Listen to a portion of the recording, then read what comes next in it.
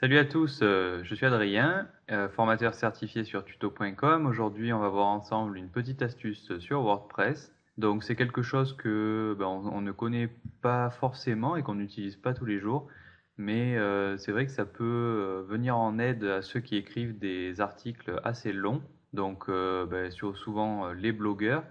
Donc ça peut vraiment vous servir. Donc en fait, l'astuce va consister à diviser un article qui va être très long en plusieurs pages. Donc vous allez voir comment on va faire, c'est très simple. Donc on prendra exemple par exemple sur cet article. Donc là je vais aller voilà en savoir plus. On arrive donc sur le single de notre page et ce qu'on va faire nous, c'est qu'on va donc rajouter une pagination et on va pouvoir couper notre article aux endroits voulus. Donc c'est ce qu'on va voir dans cette petite vidéo tout de suite. Donc on est parti, je reviens donc sur mon tableau de bord. Je vais aller dans article. Comme j'ai choisi donc Cat's World, je vais aller directement là-dedans. Hop.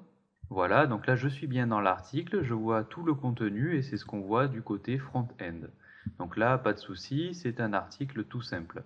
Donc maintenant, moi j'aimerais diviser et créer une pagination. Donc comment je vais faire? Donc la première solution, c'est de le faire à la main. Donc là, il va falloir passer du côté HTML. Donc vous cliquez sur texte ici. Et en fait, là où vous voulez couper votre article, donc là moi je vais le couper par exemple juste après le premier paragraphe, eh bien on va faire donc un next page. Donc on va ouvrir comme ceci, on va mettre un point d'exclamation, deux tirets, on va mettre next page, donc c'est la prochaine page, la page suivante. Je mets deux tirets et je ferme avec un supérieur. Si je reviens du côté visuel, vous voyez ici que WordPress l'a mis avec un style particulier et un petit next page comme ça. Voilà. Donc je mets à jour.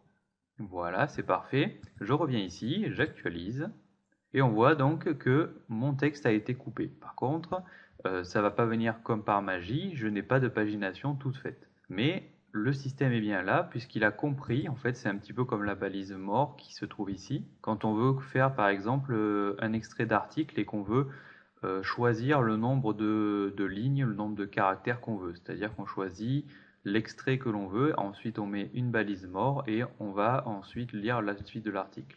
Là c'est un peu pareil, sauf que on coupe et du coup on va avoir une petite pagination pour aller voir le reste de l'article en 1, 2, 3, 4, 5 pages, voire plus. Là c'est comme vous voulez. Donc maintenant, il faut aller dans le thème. Donc là, je vais ouvrir ici Notepad++. Donc là, vous voyez que c'est vraiment un thème tout simple. Je suis dans le single.php. Donc single.php, c'est le template qui est appelé par défaut quand on est dans une page d'article, tout simplement. Donc là, moi, je suis dans la page de l'article Cat's World. Donc le template qui est pris en compte, c'est single.php. Si single.php n'existe pas, ça sera index.php. Je vais mettre ici, donc là, on va chercher le contenu de l'article, et juste en dessous, donc on va faire un WP link page. Donc ce que je vais faire, c'est que je vais retourner ici, on va aller sur Google, et ici je vais taper donc WP Link Page, et vous allez voir qu'on va tomber sur la bonne page. Voilà, c'est le premier lien sur le codex de WordPress. Je descends un petit peu, et ici on nous explique comment ça marche. Donc nous, on ne va pas s'embêter, pour l'instant je vais copier ça, je vais retourner ici, et voilà, comme ceci, et pour l'instant je ne vais pas mettre d'argument, je vais mettre la fonction telle qu'elle. Donc ça ira chercher les arguments par défaut qui sont ici. Donc là, ce qu'on va faire maintenant, c'est que je vais revenir donc sur mon site et je réactualise.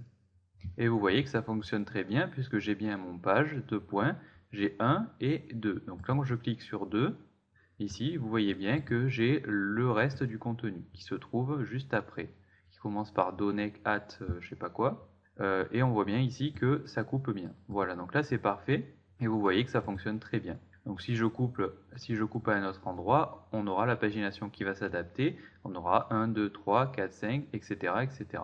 Donc là c'est parfait. Par contre, c'est vrai que si j'ai envie de styliser ça, c'est pas terrible. En plus, si je fais inspecteur d'éléments, je crois qu'il met ça dans un P, voilà, dans un paragraphe. Nous, on voudrait mettre ça dans une div ID pagination et styliser un peu les liens. Donc on va pas faire du CSS. Moi, j'ai déjà fait juste quelques lignes de CSS pour styliser ça. Et moi, je vais juste vous montrer comment on peut mettre ça dans le WP Link Page. Donc je réouvre mon Notepad. Et ici, donc, on va remettre un $args, comme ceci. Je vais faire entrée. Et juste avant, donc on va mettre un $args égale array, donc un tableau, comme ceci. Je vais appuyer sur Entrée. Voilà, je me fais un petit peu de place. Et ici, donc, je vais mettre before. Donc, before, ça va être avant le contenu donc de notre pagination. Donc, on va mettre une div. Donc là, je vais mettre div id égale pagination. Donc, faites attention aux petits guillemets. Là, j'ai mis des guillemets simples ici. Et pour l'id, ici, je mets des guillemets doubles. Sinon, ça va couper et vous aurez un petit problème. Donc là, je ferme et je ferme mon guillemet. Ensuite, je mets une virgule, je réouvre et là, je mets after. Donc le after, c'est quoi? C'est juste ce qu'il y a après. Et qu'est-ce qu'il va y avoir après le contenu? Il faut juste fermer notre div. Donc je ferme comme ceci. Et j'oublie pas le petit guillemet. Je fais un CTRL S. Et normalement, donc si je reviens juste ici, j'actualise. Et vous voyez que ça fonctionne très bien. J'ai bien ma pagination. Donc là, le style que j'ai mis, donc c'est juste là. Voilà, j'ai juste mis 2 lignes de CSS. Donc ça, c'est pas grand chose. Et quand je clique sur 2, vous voyez que ça fonctionne très bien. Et j'ai bien ma pagination qui fonctionne. Donc là, c'est parfait. Donc si vous voulez modifier un petit peu plus, vous regardez ici. Et vous pouvez donc changer comme ça le before, le after, le link before, le link after, etc., etc. Vous pouvez même mettre un écho à 0 si vous ne voulez pas forcément l'écrire tout de suite et pouvoir un petit peu en fait stocker par exemple les données dans une variable et en faire autre chose, etc., etc. Après là, vous pouvez faire tout ce que vous voulez. Donc là, c'est sur WP Link Page dans le codex de WordPress. Voilà, donc vous avez tout dans ce codex. Voilà, donc là, ce que je voulais vous montrer, en fait, le système est terminé. Ce que je voulais vous montrer aussi, du coup, c'est que on pouvait donc passer par un tout petit plugin, forcément.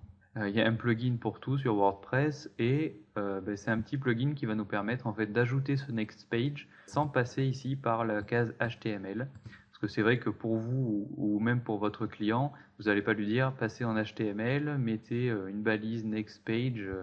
Voilà, c'est pas très pro. Donc ce qu'on va faire, c'est pouvoir ajouter un petit bouton grâce à un plugin et qui va nous ajouter notre next page automatiquement. Donc vous allez dans extensions.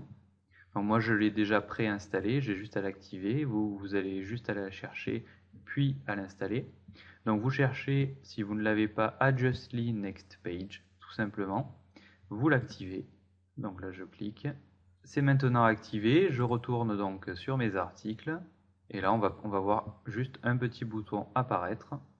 Voilà, et ici, voilà, on a inséré un saut de page. Donc que ce soit ici, donc en visuel, j'ai ça. Et si je vais sur texte, j'ai le petit next page ici. Donc pour ceux qui écrivent leurs articles, je sais qu'il y a pas mal de blogueurs qui écrivent leurs articles en HTML.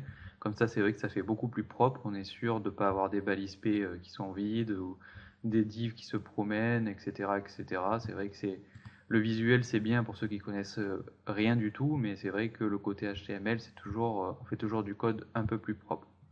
Donc là, que vous soyez de ce côté, vous avez le next page et en visuel, vous avez ce petit icône là.